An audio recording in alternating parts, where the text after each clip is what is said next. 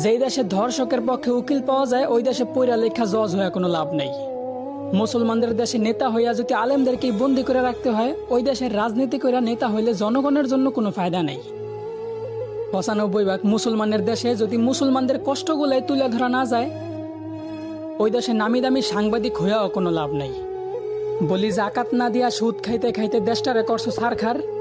এখন সূর্যের তাপ গায়ে লাগে, তাই তোমাদের বৃষ্টির দরকার। আলেমদেরকে বন্দি করে আবার আলেমদের মাধ্যমে আল্লাহর কাছে বৃষ্টি কামনা করলা। বিষয়টা এমন হইল না যে কোনো এক ফল গাছের গোড়া কাটা ফালাইয়া সেই গাছ থেকেই আবার ফলের আশা করলা।